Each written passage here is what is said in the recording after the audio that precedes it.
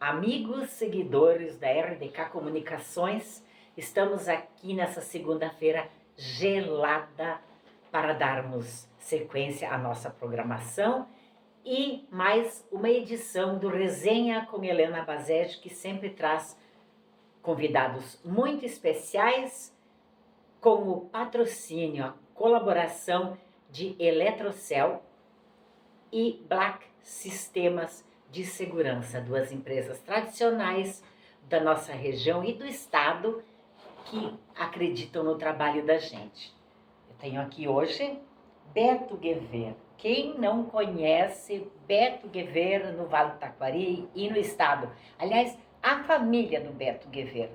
Eu conheço a família do Beto Guevara desde que eles eram criancinhas, o Paulo, a Teca, o Quiquinho, o Gustavo, o Beto, todo mundo envolvido com esporte. Alguns até se dedicaram a outras coisas, mas o esporte permanece nas vidas. Obrigada por ter vindo, Beto. Eu que agradeço, Helena, todo mundo aí que acompanha a RDK Comunicações. É um prazer enorme estar aí, né?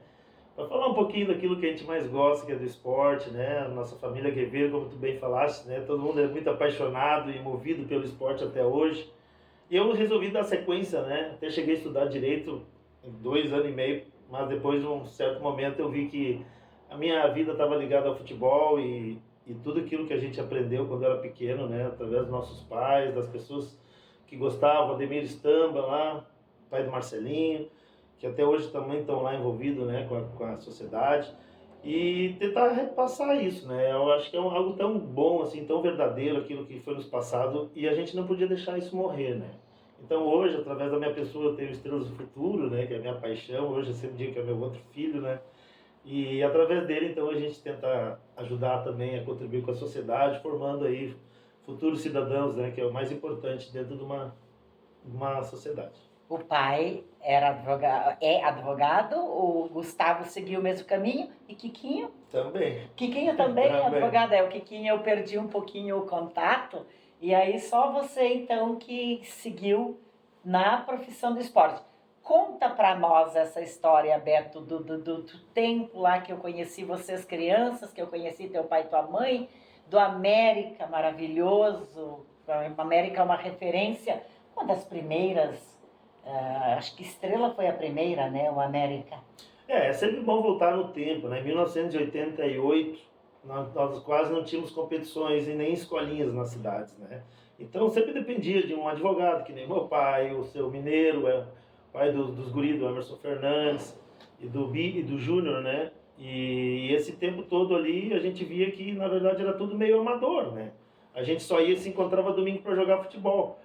E naquela época eu tinha 10 anos de idade, meu pai sempre nos levava no veterano, que o pai gostava de jogar veterano, então nós ia com o pai. E depois, né, vendo todo assim, a gente já via que isso vinha desde a época do Volavo, né, o velho Pistola, foi centroavante do Estrela Futebol Clube. Aí depois fui descobrir que a minha avó tinha sido 15 anos campeã estadual de bolão pela Sojipa. Então depois quando a gente foi crescendo, a gente vai vendo que realmente a gente foi inserido ali como é a nossa família, né? Todo mundo sempre competido de alguma forma, trazendo o esporte assim, né, como uma essência de vida. E aí naquele ano de 88, então a gente ganhou um convite para participar do América, que era uma turma de amigos do bairro dos Estados, que é o filho do Erembrin, do seu Eliseu, né? O Marco. E aí, através desse grupo de amigos, aquele ano também teve o primeiro campeonato Dente de Leite, que era a nível estadual. E aí, então, a gente representava o Coringas e enfrentamos o América. E aí, a partir dali, os pais conversando lá de fora, disse, não, vamos fazer uma coisa só.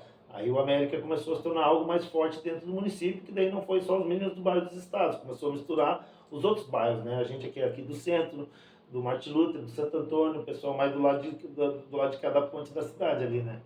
E aí começou, daí com o interesse começou a nos inscrever em competições estaduais, aí se juntamos com o pessoal de Lajeado, que era do Mineiro, aí ficou uma mega dos times, né? A gente tinha um time muito elevado, né? Tanto é que a gente chegou a ganhar do Internacional numa semifinal de Campeonato Gaúcho com 11 anos, e me lembro até hoje, né, que a gente chegou no campo já derrotado, né? Porque o Internacional chegou com 8 treinadores, 5, 6 staff e todo mundo uniformizado, né? E a gente sabe bem o que é isso. E a gente ali chegando com a bermudinha, de bonezinho. Mas esses ensinamentos que a gente ganhou são muito valiosos, e essas experiências também, né? tendo em vista que nessa formação também o pai nos proporcionou 4 viagens para a Argentina, para Buenos Aires e para a cidade de Mendoza, né, que foi uma bagagem cultural muito boa também. E hoje, através do meu projeto, também estou indo para a Argentina, já fui algumas vezes também. Com essa passagem da Argentina, eu tenho que confessar que, não sei se a maioria das pessoas sabem, que eu fui como convidada do América e fiquei uma semana como representante do informativo na viagem para a Argentina com o América. Uma experiência fantástica que a gente não esquece nunca.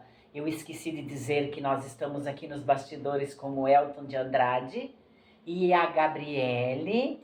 E assim, Elton, eu te convido, como sempre, a participar, porque ele acrescenta, às vezes, muitas perguntas interessantes, que ele também não sabe nada de esporte, né? Nem é do ramo, né?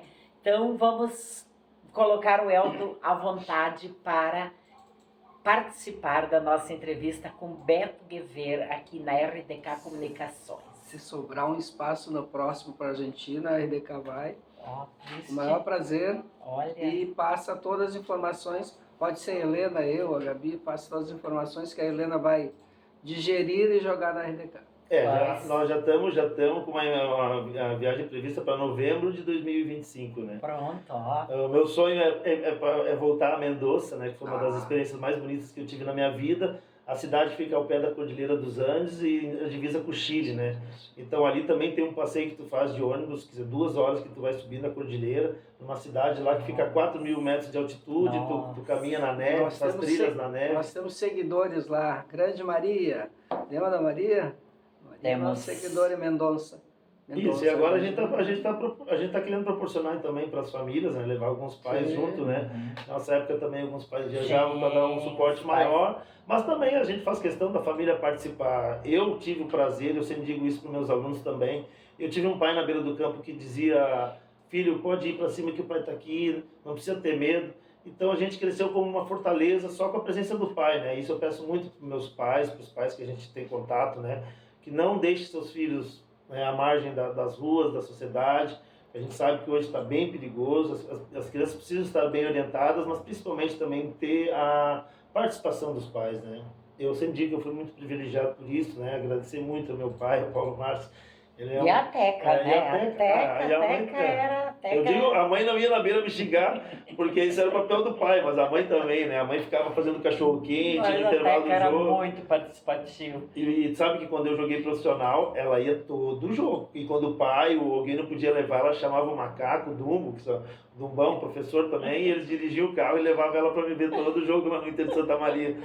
Então, sempre os pais juntos é fundamental, né? Dessa tua do América foi a preparação. Aí conta como é que foi essa tua caminhada até chegar no profissional. Aí então a gente teve essa participação de escolinha muito forte, né? A gente, né, cresceu jogando em equipes muito qualificadas, que na época a gente pegava os melhores jogadores de cada posição, né?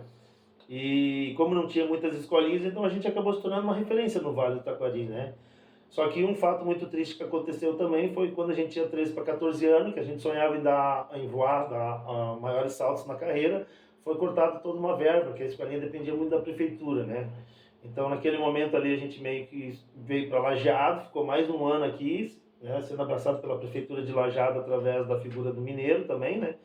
E depois daquilo se cortou totalmente, né? Daí toda aquela geração que era talentosíssima, nossa, né? A gente tá falando de muitos jogadores. Muitos jogadores, muitos. E ali meio que toda uma geração se perdeu, né?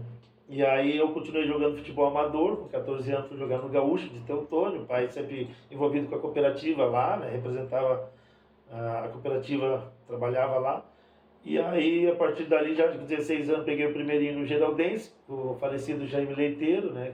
Que hoje faz muita falta no futebol. E aí foi indo, e um dia o empresário, o Hélio Javanella, né? O pai do Everton, foi me buscar lá em casa. Disse que queria me levar profissional para me levar para a Alemanha, né? Daí a gente ficou um ano no Inter de Santa Maria. E aí o Daniel Filho foi para a Alemanha, jogou comigo no Inter de Santa Maria. Acho que está lá até hoje. Tá lá até hoje, né? E hoje ele trabalha com criança lá, é professor, e ele trabalha como treinador de uma equipe da 5ª divisão da Alemanha lá. Que louco! E esse vídeo vai chegar em ti aí, alemão. Um grande abraço. Olha aí, Daniel, Daniel mundo Filho, aí, avisa ele meu... que tu citaste. E ele foi bem novinho, né? Numa época que não era nada comum alguém ir pro futebol do exterior. Hoje em dia, as crianças vão antes, né? Tu sabe que Estrela, assim, eu me considerava, assim, um dos melhores jogadores. Aí, eu me lembro até hoje que eles começaram a dizer que tinha o Daniel Fir surgindo no Martin Luther, que era um fenômeno, né? E ele com 14 anos foi pro Juventude já. Então eu não tive muito contato. E quando ele voltou do Juventude, a gente fez a parceria pro Costão. Foi onde a gente ganhou 2 municipal e perdeu uma final, assim, que ninguém acredita até hoje pro Geraldense, né? E era para ter sido tricampeão municipal, aquela geração Foi uma ali, né? Geração marcante, né? Isso. Aí depois eu e o Daniel fomos pro profissional, né? E o Daniel era mais novo que eu. Daí eu fiquei um ano, meio que me decepcionei ali, um pouco. Aquela questão de empresário, o treinador não te conhece. E aí eu optei por uma via mais segura, que é o estudo, né? Daí eu fui para a faculdade, então... Antes disso tive uma viagem para os Estados Unidos, que o pai sempre nos colocou a importância de saber falar inglês, né? Então eu tive uma experiência também universitária nos Estados Unidos. E lá que eu tive que fazer a minha mudança, né? Um ano sozinho, assim, quando a gente está viajando, a gente reflete muito sobre a vida, né? E lá eu vi que eu não queria ser advogado. E aí eu voltei, fiquei com medo de falar pai, esperei meio ano e depois eu disse ao pai, eu não quero mais ser advogado, quero ser professor. E ele me deu o maior apoio. Então ele me deu o maior apoio em todas as decisões que eu tive na minha vida, ele sempre esteve do meu lado, né? Tu te formaste em educação física? Aonde? Comecei na Unicinos e aí depois acabei ficando papai antes da hora e terminei na Univates aqui em Lajeado. Teu mais velho. Mas eu ainda consegui pegar uma geração onde a gente fazia licenciatura e bacharelado junto, né? Então eu tenho o diploma dos dois lados, a gente pode trabalhar em toda a área da educação. E aí, tu ficaste um tempo só estudando ou tu já e jogando amador aí? Helena, aí nesse período sim, né? Eu até cheguei a trabalhar no Lajadense 2 anos, foram 2 anos muito vitoriosos, né? A nossa categoria era uma categoria abençoada, a categoria 92, né? E até hoje, assim, a gente lembra de muito orgulho dos feitos, ganhamos do Inter, ganhamos do Grêmio.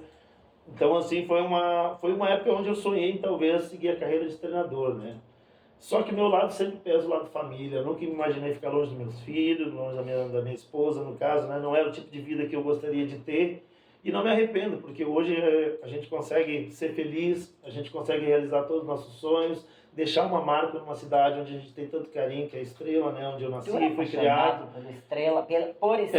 Pelo Estrela. E vou te confessar assim, né, Helena? Eu já conversei nos bastidores aí, eu tenho um projeto muito maior na minha vida ainda. Tu ainda tem o sonho de voltar ao Estrela? Nossa. Mas eu estou trabalhando para isso, não para agora, para daqui a 5 anos, né? Mas da forma correta, sem nenhum picareta, trabalhando com pessoas decentes, com formação de criança, dando oportunidade para os jovens talentos da região, né? Tu pagar ali atletas que venham, né, jovens para formar mesmo, né?